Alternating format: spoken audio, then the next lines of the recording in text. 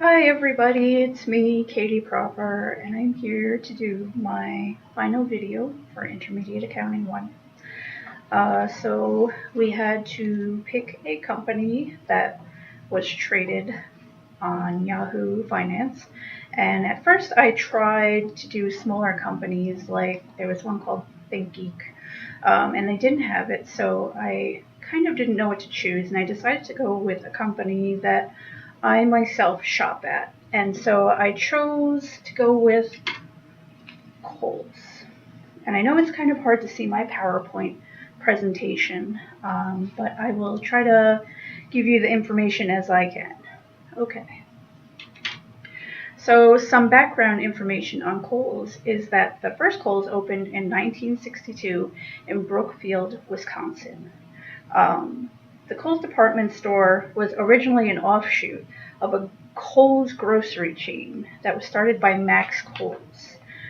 I thought that was pretty interesting because how do you go from selling groceries to selling clothing? So I just thought I'd give that information. And then by 1972, there were 5 Kohl's department stores.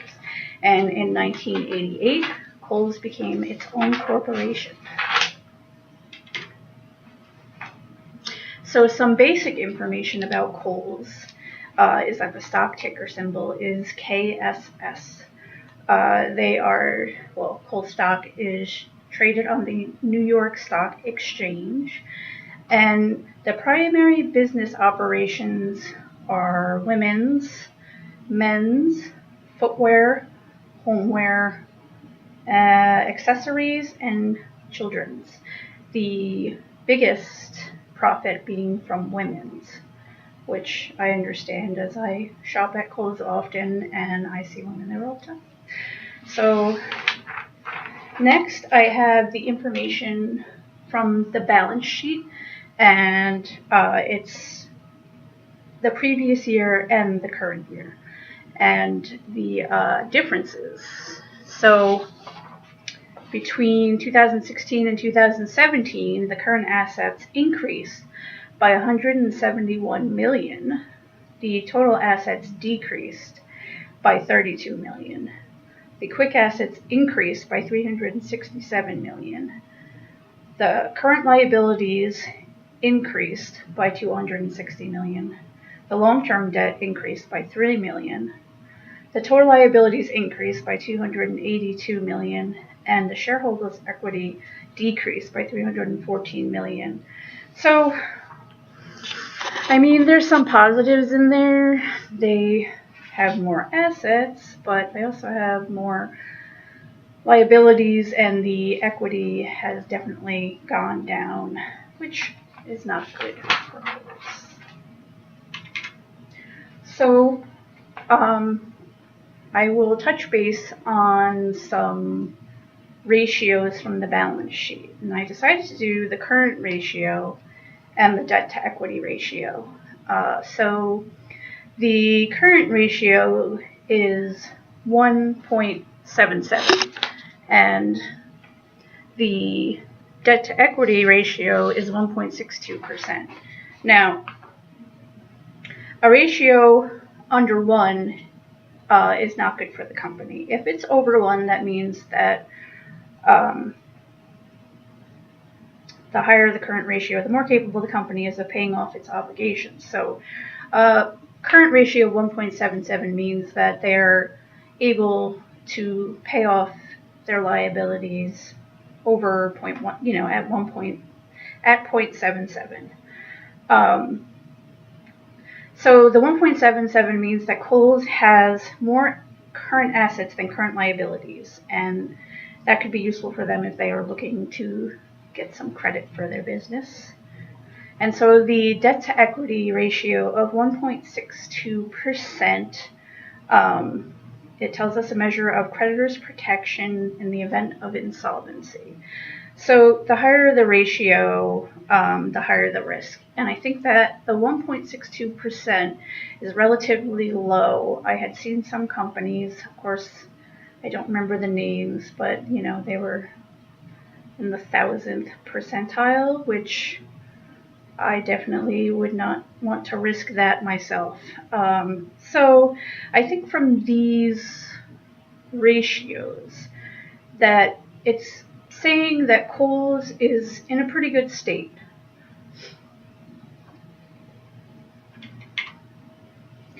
So then we have the income statement and statement of cash flow information, which you can't see, but it's saying that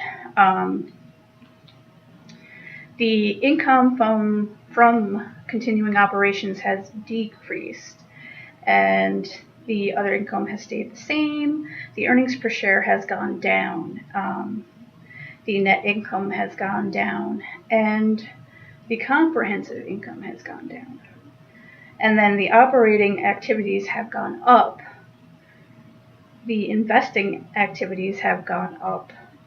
The financing activities have gone down, and the cash and cash equivalents have gone down. So overall, there's been a decrease in their sales and assets and money coming in overall.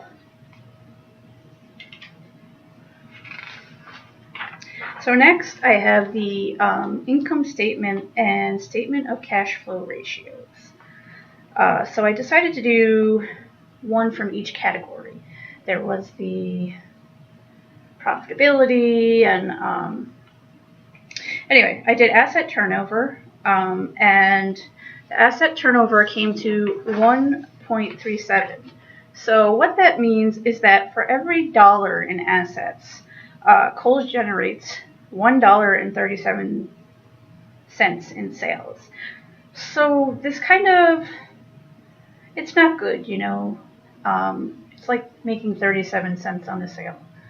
It's the way I look at it. And I would think that as a company, you would want to get a much higher return than that. So it kind of indicates that the sales are sluggish. Maybe Kohl's is holding obsolete inventory. So another ratio I decided to do is profit margin, and Kohl's has a 3% profit margin. So what that means is that they make 3 cents on every dollar, and that is not much. So I think that they definitely need to up their sales or figure out something, because that is not a very good profit margin. But maybe they'll be able to make it rise over the next couple of years, which I will touch base on one of my articles. So the last ratio I have is the equity multiplier, and the equity multiplier is a rate of 2.55.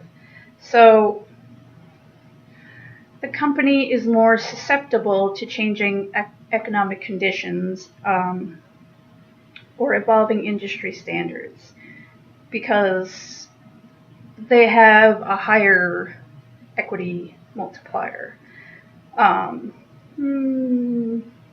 They have more debt. So 2.55 is not necessarily a great number for Kohl's, and hopefully they can figure out a way to fix that as well. Okay, so my first article was titled Kohl's Shares Cross 5% Yield Mark.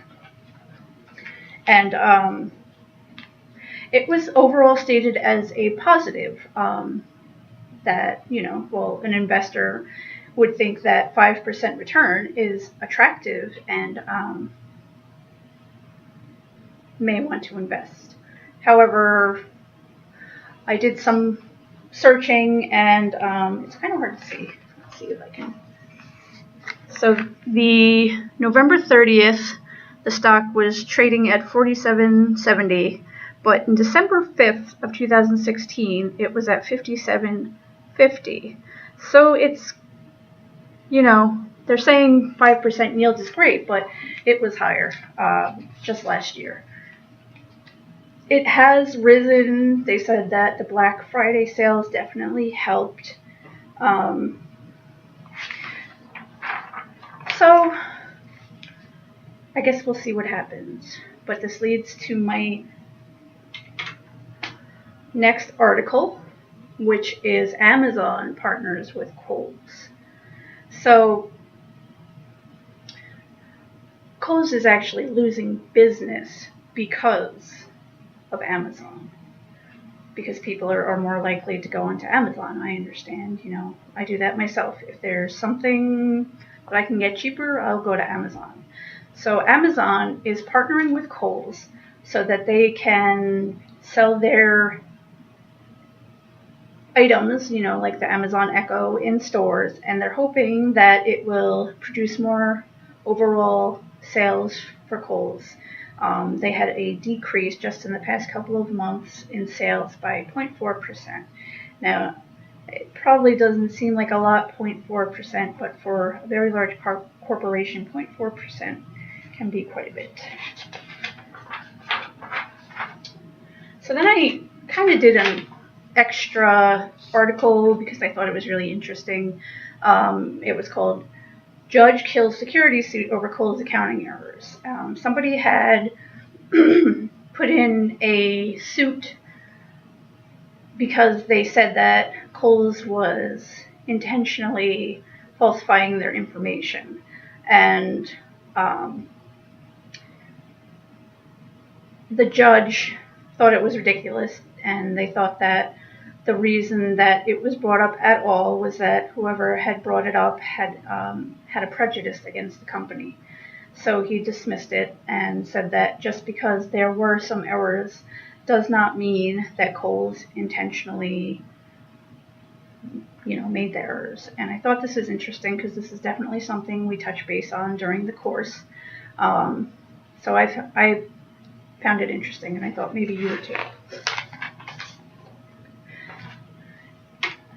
So my overall opinion of Kohl's financial situation.